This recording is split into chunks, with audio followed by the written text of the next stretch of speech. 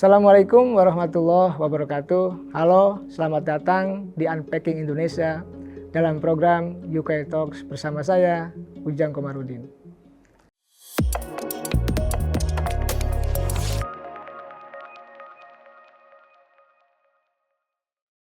Teman-teman, saya akan melanjutkan video yang lalu ya, terkait dengan persoalan Golkar.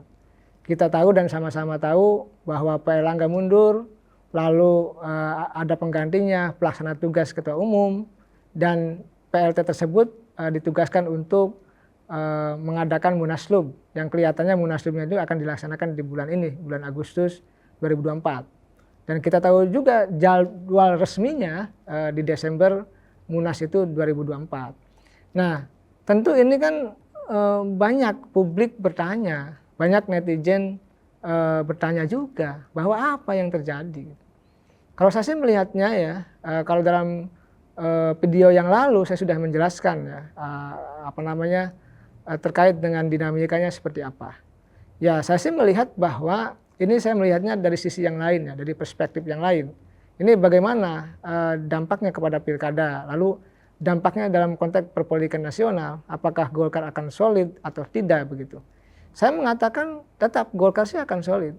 Golkar pernah dipecah ya, kubu Pak Abu Rizal Bakri dengan kubu Pak Agung Laksono, tapi tetap pemilunya tetap menjadi partai besar, unggul gitu. Lalu juga kita tahu bahwa setiap menjelang Pilpres selalu ada muncul munaslup, dan munaslup. Dan itu menjadi sebuah dinamika yang terjadi setiap 5 tahunan ketika terjadi Pilpres.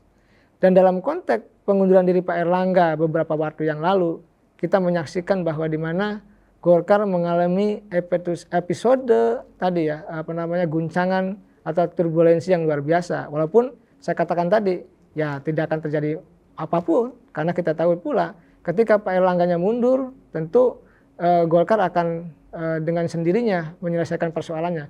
Kecuali mungkin kalau Pak Erlangganya tidak mundur, pasti akan terjadi gejolak, akan terjadi konflik, akan terjadi masalah ya di internal Golkar maupun dalam konteks secara hukum begitu. Nah, saya melihat bahwa dalam konteks pentas nasional Golkar tetap akan ada di posisi pemerintahan. DNA Golkar adalah DNA pemerintahan. Tidak pernah Golkar ya dalam masa sejarahnya katakanlah secara resmi itu menjadi oposisi. Selalu ada dalam pemerintahan dan itu lebih nyaman. Nah, dalam konteks itu pula kelihatannya ya dalam pemerintahan Prabowo Gibran ke depan ya masih ada dalam pemerintahan. Dan saya melihat Golkar tetap akan solid walaupun ada goncangan-goncangan dinamika pengunduran diri Pak Erlangga. Yang kedua, kalau kita bicara masalah pilkada, nama-nama memang sudah sebagian direkomendasikan oleh Partai Golkar di bawah kepemimpinan Pak Erlangga gitu. Lalu nanti PLT-nya berubah kan, ketua umum yang barunya atau pelaksana tugasnya berubah. Nah, oleh karena itu kita lihat pasti rekomendasi pun akan berubah. Misalkan nama-nama Airin yang sudah dimunculkan menjadi calon gubernur di Banten bisa saja berubah. Bisa saja tidak mencalonkan diri. Bisa saja nanti Andreas Soni dan Pak Dimyanti melawan kota kosong. Begitu. Lalu di daerah khusus Jakarta, Pak Ridwan Kamil itu juga kan kalau Pak Erlangganya mundur bisa juga tergeser. Saya melihat kan ada potensi itu. Misalkan ketika Kaisang dimajukan, kalau Kaisangnya itu bisa melawan kota kosong dengan Kim plusnya itu, ya bisa jadi nanti Ridwan Kamil tersisih, Kaisang yang maju kan begitu. Kita tidak tahu. Karena memang tadi Golkarnya dikuasai oleh pihak tertentu yang dekat dengan kekuasaan kan begitu. Jadi rekomendasi-rekomendasi pun pasti untuk kepentingan kekuasaan itu. Nah, dalam konteks misalkan Pilkada Jawa Barat seperti Babah Alun mundur gitu kan. Lalu juga mundur dari anggota Partai Golkar termasuk dari pencalonannya di Pilkada, termasuk mundur dari calon wakil gubernur Jawa Barat. Ini kan ada perubahan-perubahan ya, dan dinamika yang terjadi di Partai Golkar. Sehingga tadi ada dinamikanya sendiri Golkar dalam menghadapi pilkada. Tetapi secara umum, walaupun gejolak itu terjadi, rekomendasi itu bisa berubah, juga bisa tidak gitu ya. Untuk calon-calon di pilkada di seluruh Indonesia, saya melihatnya bahwa itu adalah bagian daripada dinamikanya sendiri di Partai Golkar. Jadi kalau partai politik tidak punya problem, itu juga apa namanya, ya mohon maaf bukan partai politik. Karena ketika ada masalah, ketika ada problem, tentu yang berfungsi adalah bagaimana manajemen konflik, dan itu sudah terbiasa diselesaikan oleh Partai Golkar. Nah, di sisi yang lain saya melihat bahwa sebenarnya kekuatan Golkar itu ada pada apa? Pada kualitas kadernya.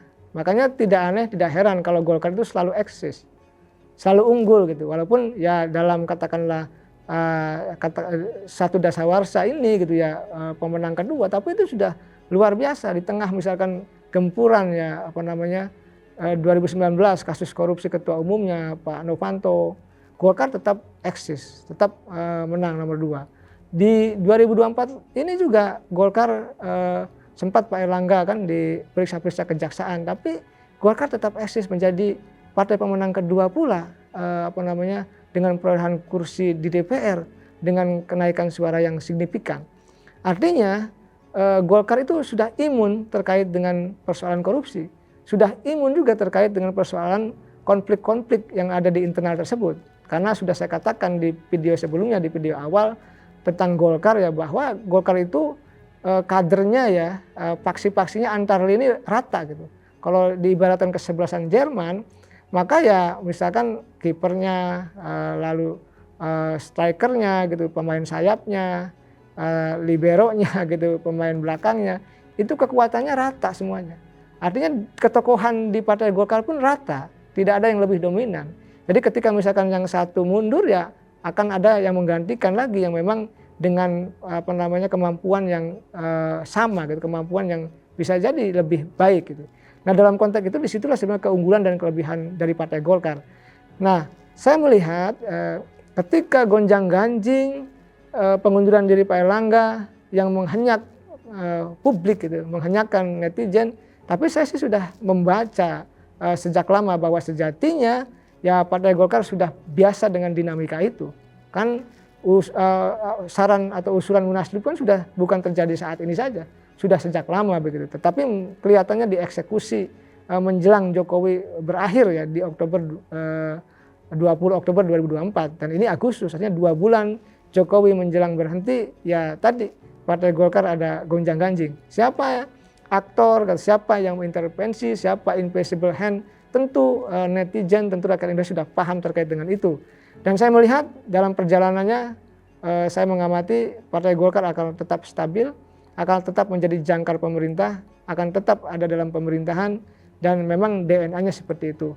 Nah, saya meyakini pula bahwa sejatinya Partai Golkar adalah partai yang harus dijaga, karena kita tahu bahwa partai politik adalah pilar demokrasi yang harus dijaga, harus diselamatkan. Jangan sampai tadi ada intervensi yang kuat dari kekuasaan, dari orang yang kuat sehingga melemahkan partai politik. Ini tidak boleh terjadi di masa yang akan datang.